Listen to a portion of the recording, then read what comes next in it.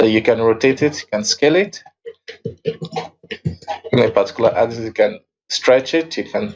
Hello and welcome to this Blender tutorial brought to you by Luwizart. My name is Emmanuel Capo, and today, as the title said, I'll be showing you guys how to create logos or project logos onto your model inside Blender. So I'll be showing you guys three methods. So I'll be starting from the easiest to the hardest. So let's start up. So what we have already in our scene, we have a sphere with UV map. Okay, we have it also has materials and has a base color. So we're happy with everything. All we just need to add is the logo. So I have gotten a logo which I created an alpha channel. So it will be really helpful if your texture image, the logo you're trying to project has an alpha channel to make it easy for this particular process. Okay, so now this first method and the second method both work with modifiers. So the first modifier I'll be working with is the UV project. So if you've never used this, finally you will know what it's used for. So we just add an empty first of all. So this empty is going to drive the position of the texture. It's going to drive the position, rotation, and the scale of the texture. So that's that. So let's set it up. So the UI for this UV project is quite easy. All you need to do is select the UV map from which you can create. You can actually have multiple UV maps, and you have different. For example, I can create a new UV map and rotate this. And if I go back, so I have multiple UV maps. So this comes in handy sometimes. Okay, so you have to select the one you want. Then you select the object. Okay, so once you do that, you're good to go. So now let's set up the material node. So there's nothing complex about this. So we already have the base color, which is this blue, which we can change. Okay, so we want to input this color onto the second color. So right now nothing's going to happen, and we want to restrict the factor with the alpha. So where it's transparent, the base color is going to show, and where it's white, as you can see. Anyway, so where it's white, that's where the Blender logo is going to show up. So now let's just move this empty around, and we should see it's being affected. Okay, so the reason nothing is happening is because we need to add this UV map node and set it to label. So the good old what is it, texture coordinate node with this one can work in a situation whereby you just have one UV map.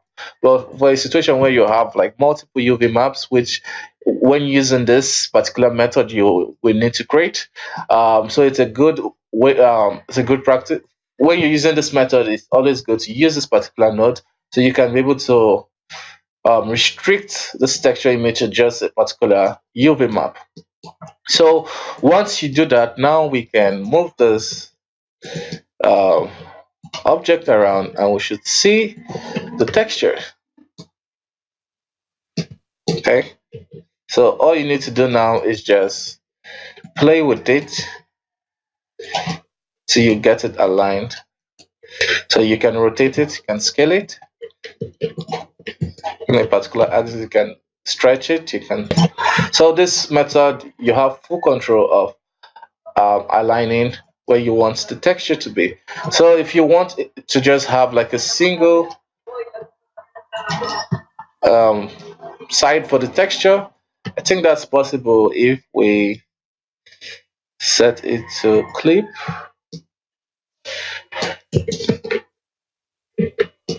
That should be possible.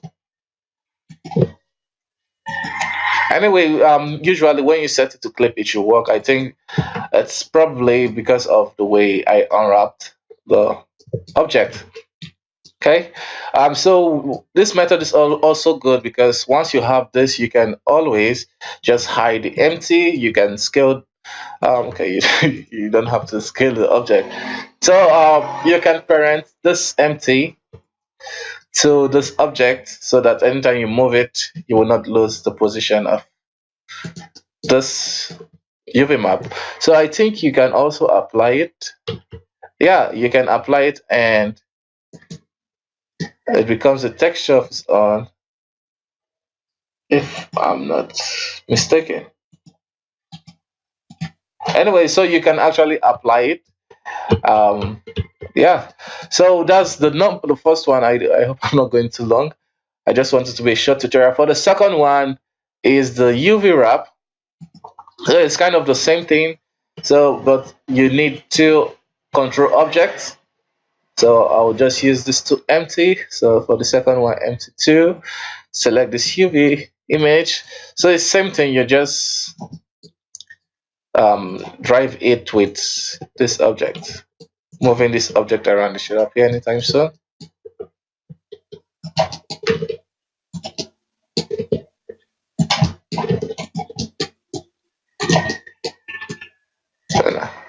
It's taking a while to show up. Anyway, so that's basically the UV wrap. It works the same.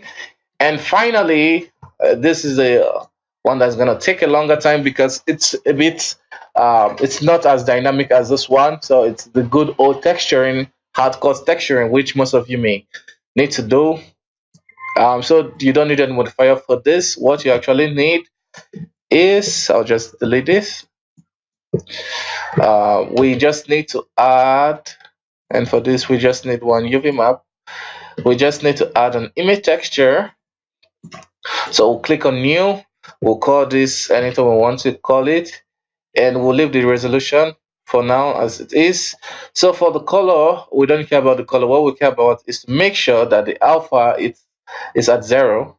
Okay. So once you do that, you can now, as we did before, connect it to the factor. Okay. So we're all good. Um, Anyways, so we now what you want to do is to switch the texture pane. So I have already set up like stencil for this. So let me show you quickly how I set this up to have stencil. So if you go to this texture, you can click on new and set the mapping. By default it's entirely. You want to set it to stencil. Once you do that in the texture, then you can select the alpha image that looks something like this. Okay, so once you do that, then it will be able to preview right in your scene. And now all you just need to do is to paint in the texture.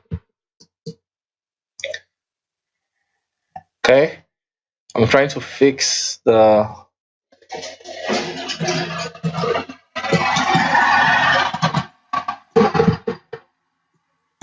Anyway, so this basically you will just paint it by hand, and yeah, as you can see it's where we painted it, so we can paint multiple versions.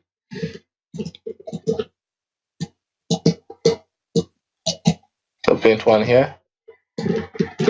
So as you just keep painting, it keeps appearing and the parts you painted it.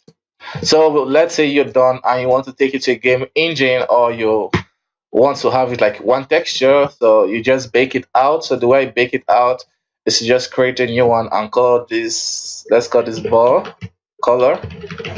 Okay. Ball, just call it color.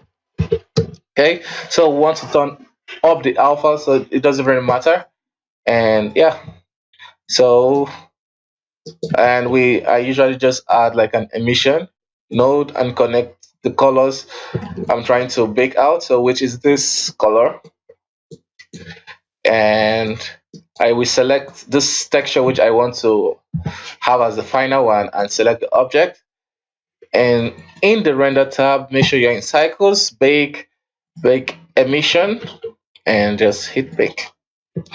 So depending on the size of the complexity of the node and the size of your textures, you will get what you want. So with this one texture, we have everything included.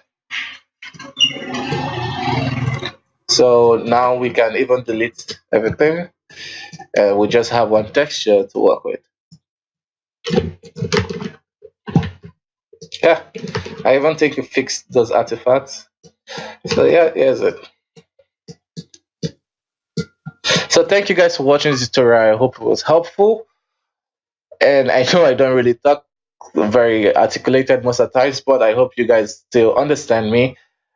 And thank you again. Bye bye for now. See you next time.